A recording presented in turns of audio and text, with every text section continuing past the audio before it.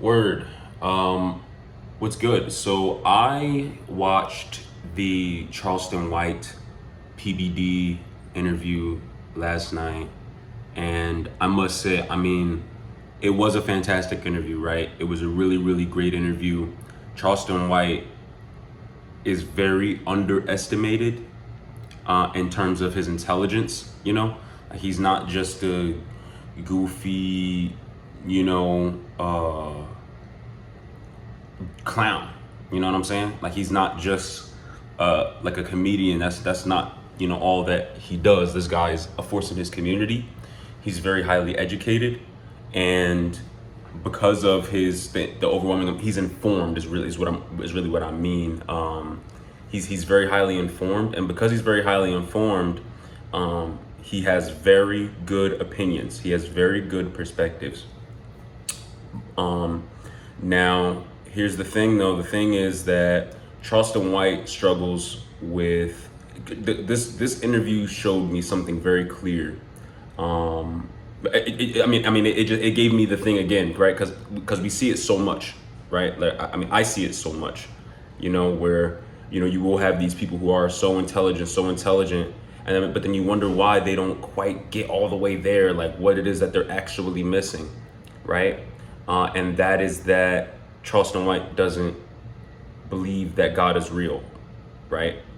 He believes God is real insofar as he believes in God, right? He believes in God, so that means that he has enough of the fear, right, to hold on to it, because he is like 40 something, 48 or something. He said, going on 50 and all of that. He knows he has to die at some point. He even said it, right? He said, I'll leave God to, when I'm on my deathbed, but for right now, it's fuck God, I do what I want and all of this type of stuff.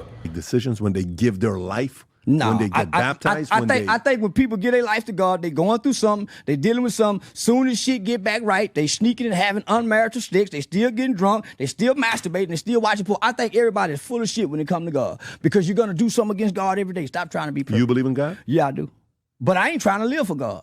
God gave me a choice of free will. I don't want to be a godly man. You don't want to be. I want to fuck a bunch of women. So you made that decision. Yeah. I get God on the deathbed, but right now I'm living for me. Fuck God. I get it. Hilarious. That's hilarious. But he also talked about his past in terms of the acquisition of his social intelligence, right? And I make this point all the time. I tell you guys, I say social intelligence is nothing, really. Anybody and everybody can learn social intelligence. You know what I mean? All you got to do is go out there and interact with the world, and you just see the ways of the world. And the ways of the world are going to be the ways that they are.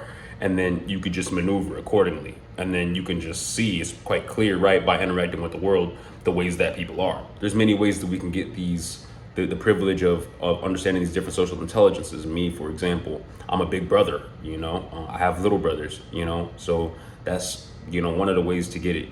We have our parents, we have our villages, we go to school, what I'm saying? We go outside and we witness the different personalities of people. We witness the different types of people that exist in the world, and we can go, oh, okay, right, understand and get an idea of how to maneuver in the world, because there really are only so many ways to be, right, especially in a social interaction, right? Being in the act and doing the things that we do.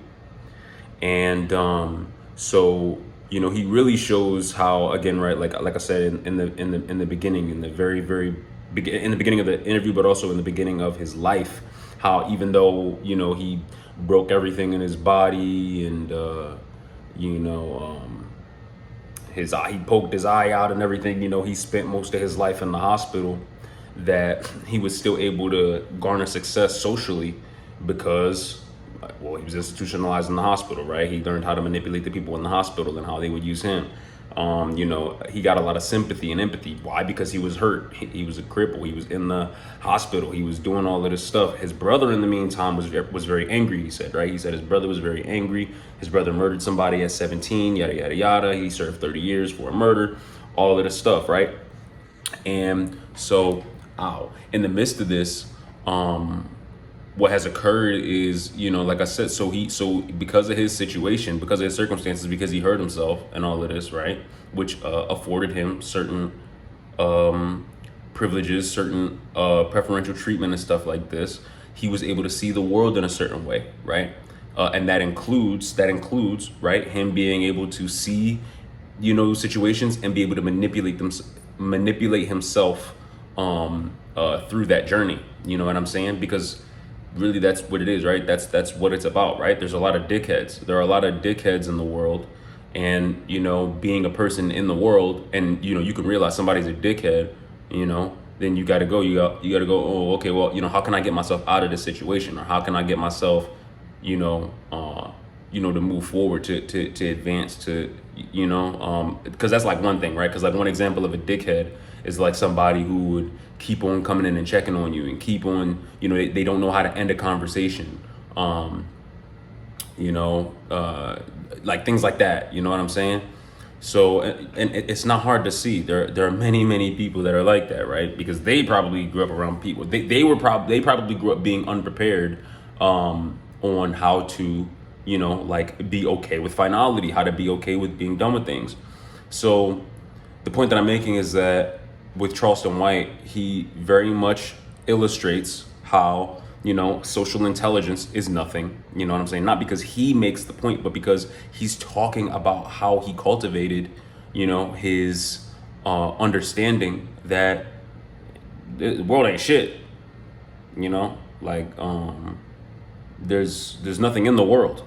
And what I mean by that is that the world is easy. Like interacting with people is easy. It's not hard. And then, you see it, and then it just becomes easy to you to be able to manipulate people, to lie to people. You know what I'm saying? And of course, also to tell the truth, right? But the point is to get around socially.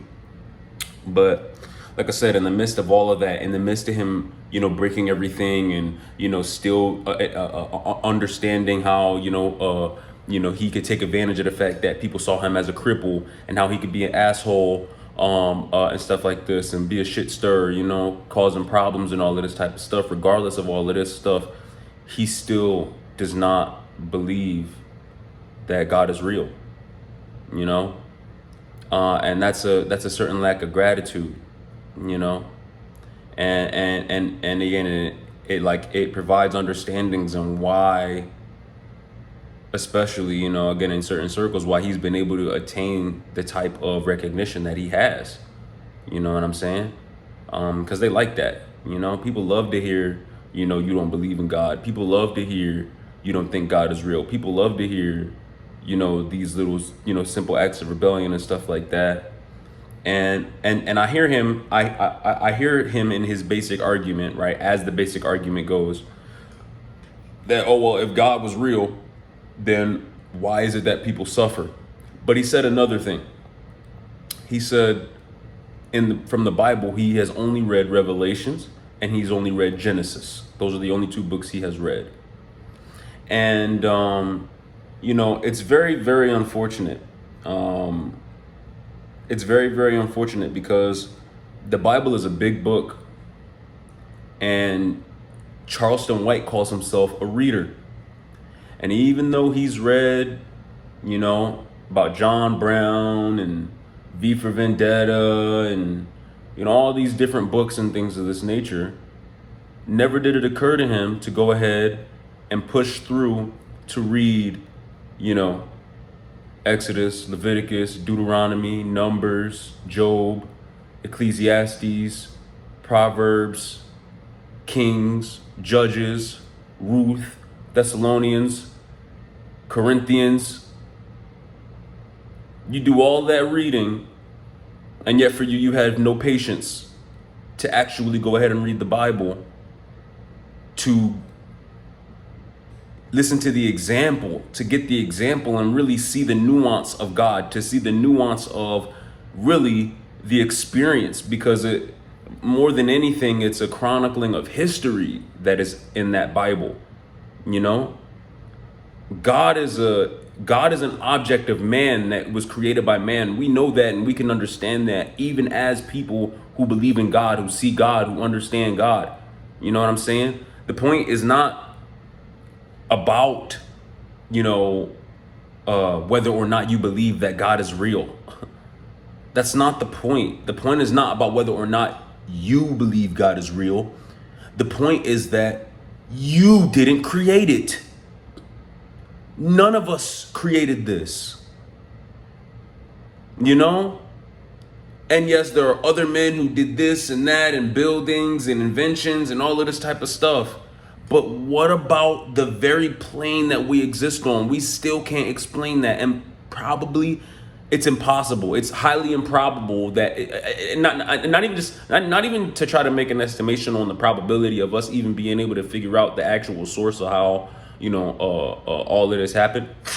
But like I said, more so about the fact that, I mean, even in living in it, we cannot explain all of the. It's a sort of a sacrificial thing. It's kind of like, wow, yeah, I did not do that. You feel me?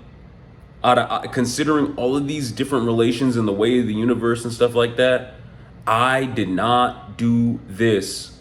I did not have my hand in every single bit of this, and probably no man could really be, in terms of how all of this stuff works.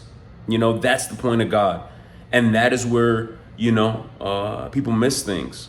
That is where people miss things. God is like, just like how, you come and you try to, force answers to questions, but you keep asking, well, why? Well, why, how, what? Well, what is that? Well, what is that? And you keep asking questions. God is a representation of the perfect answer, of the perfect ending, right? Of like, oh yeah, but yeah, like the intangibles, things that I can't even explain, things that I can't even tell you who had control over that, and again, there will be many who would hear the words that I say and they would say, oh yeah, boom, I agree, and yada yada yada, and yeah, and here I am.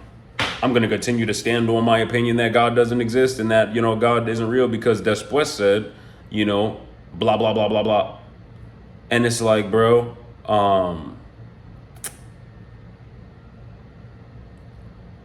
you still don't know anything until you have actually gone ahead and you have read about the things that have happened since well before you've existed, so that you could really see as well that none of this is new.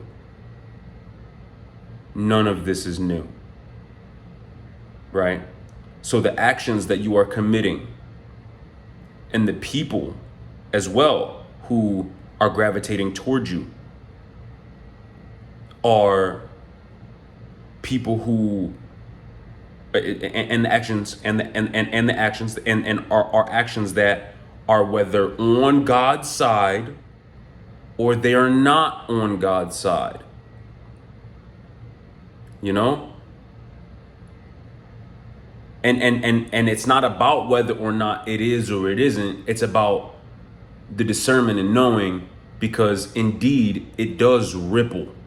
It ripples, in various aspects. It's not isolated to, whatever you might want to call good or evil or bad or wrong or right. It's not about that. It's not about that. But, hey, as much as I could struggle in trying to explain to you why you need to read it, right? Because again, I'm not trying to explain to you why God is real. I'm explaining to you why, at least right now, I'm explaining to you why you need to read the stuff, you know what I'm saying? So that you can understand, what this stuff is about, and what it is. Then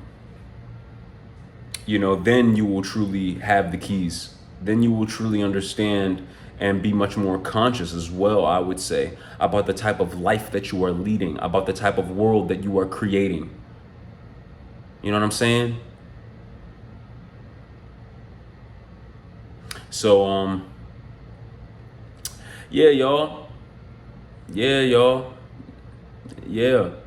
There are a lot of people who feel like, They are very, very intelligent, and they seem intelligent, of course, man. History is amazing. History is great. People have even gone and taken the time out to write nonfiction and all of this stuff to, illustrate ways of the world and various nuances and all of this type of stuff to help you figure out your way, to help you figure out how to maneuver through this world and use the same objects that other people use, because people are satisfied in their labels, right? And they seem to only truly resonate with those who use the same labels that they use. So they give you the labels and they show you the labels so you can act and look and see just like them. But they go ahead and they have this opinion on God, right? Or an opinion on religion or an opinion on the Bible, but they've never actually read it, right? Or they only take like the things that the last days in Revelation, and Adam and Eve and Genesis. It's so much more to it than that. It's so much more to it than that. And you keep deferring it, you keep deferring it, you keep deferring it, you keep pushing it, you keep putting it on the back burner, and you're doing everything else, right? And meanwhile, again, you have this opinion, and you just sound dumb, you just sound like a fool, and people don't really realize what they're doing. So yeah, man, that interview with Charleston White, man, is great. The vast majority of the stuff that he said in there was just absolutely spot on, right on the marker. But his belief that there is no God, or that God is not real, and all of that stuff, is totally understandable then why he doesn't understand so many other things. You know what I'm saying? He doesn't get certain other things, why he's unappreciative, ungrateful for so many other things about his life. I definitely recommend you guys check it out. I'm going to leave the link in the description if you haven't already clicked it, from following me on my social medias and stuff like that. Feel free to like, comment, subscribe, all those types of things. I would very much appreciate you guys doing that. And yeah, I'll see you in the next one.